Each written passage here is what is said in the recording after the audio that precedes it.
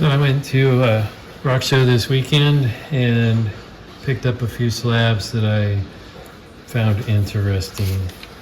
Here we have a piece of blue tiger eye, also known as hawk's eye. It's got some nice variegation going on in there, and trying to get the pattern to show up. I don't know if it's going to do that on this. There it is. There you go.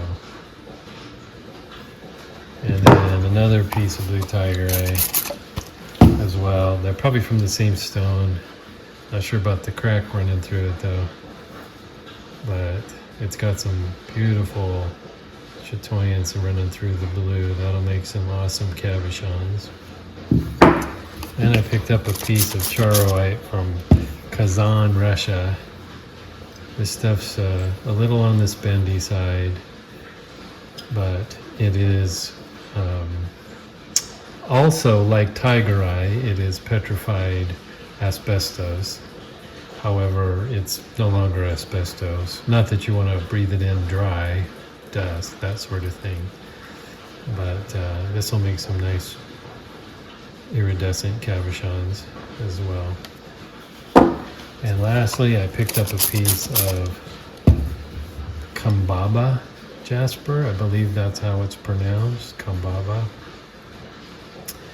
And just all those orbs in there kind of called out to me, so that should make some very interesting cabochons.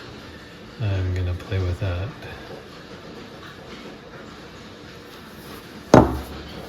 And there's my next few cabs.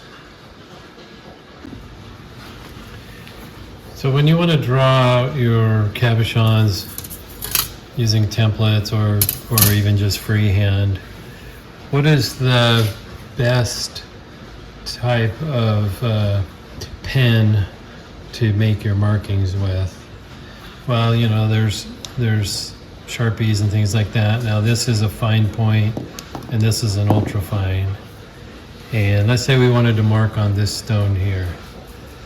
Well, if it's wet, then you can't use a Sharpie because it'll ruin your Sharpie. Now you get a thick line there and a pretty thin line here.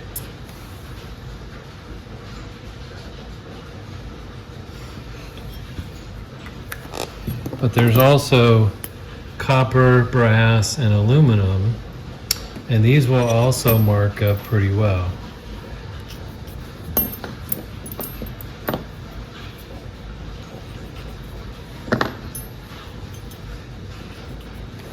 And you say, well, what is the advantage of that?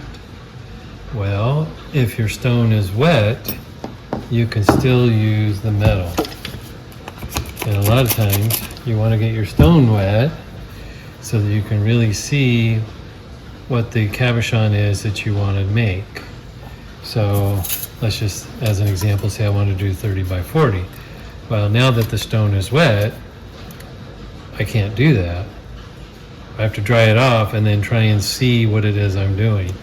Or I can just get a sharp aluminum rod and it'll work just fine.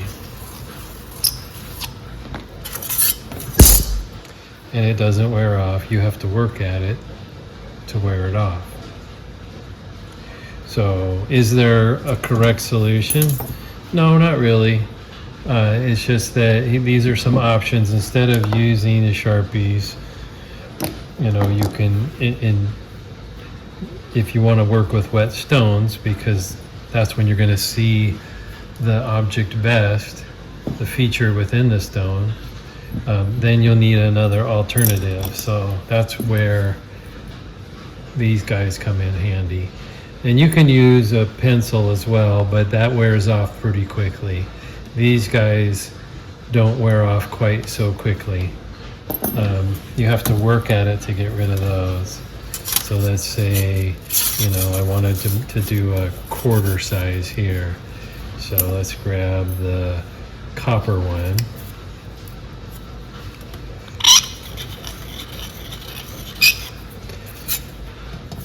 And it's there, it's pretty faint though.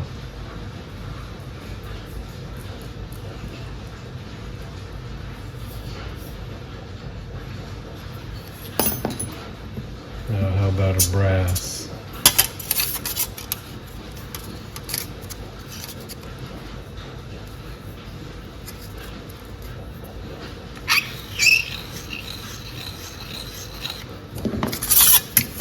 Again, it's there. Hopefully this will show it.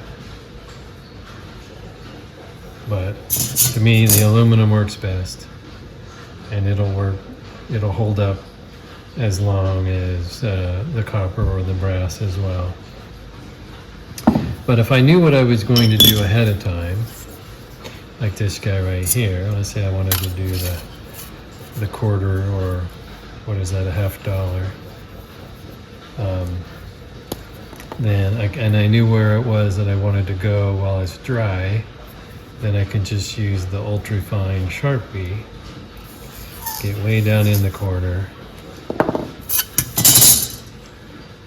and that'll work. It'll stay there even after it gets wet. So you can use maybe acetone to get it off or something like that. But that'll stay there through the whole trimming process and everything else. So when I'm doing cabochons, if I can do it dry, I will use the ultrafine Sharpie. And if I can't, if I'm doing it wet, then I will use either the aluminum, copper, or brass, whatever I have available. So there's a little bit about marking up your cabochons.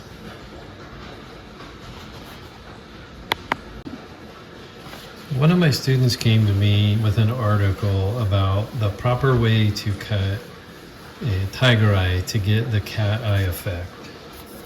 And I'm hoping I can show that a little bit here.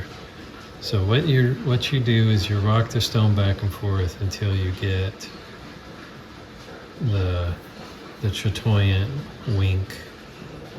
And it looks like on this stone, it is right here. So I keep note of that, and I turn it 180 degrees, and then I wave it back and forth again. And if it's in the same location, that's great. But with tiger eye, it isn't always the case. So with this line right here, I would want to put that as my center line for whatever cabochon I wanted to make. And when I cut the cabochon, then I should have the true cat eye effect, which is how it got its name for tiger eye, or tiger's eye, however you want to replay it.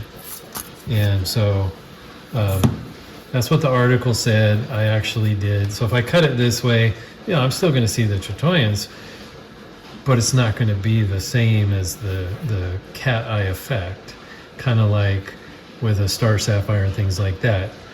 Now, I am not an expert with star sapphires, so I can't tell if it's the exact same process, but I imagine it's fairly similar. But the article suggested that if you found your line of chatoyants in one direction, you would mark it, and then you would turn it 180 degrees and find it again. And if it was off just a little bit, then you would mark that one as well, and the center line would be between the two lines.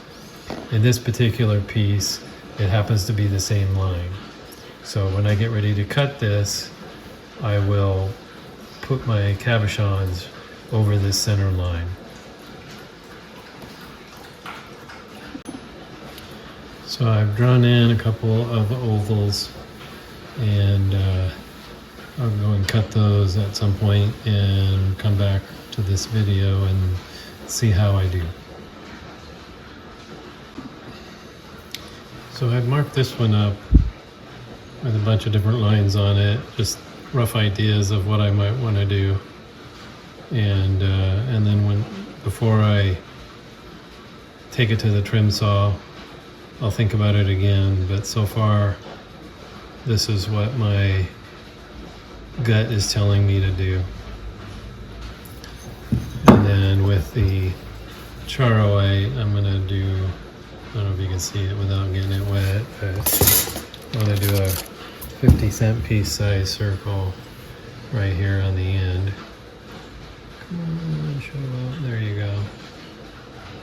And then I don't know what I'm going to do with the rest of it.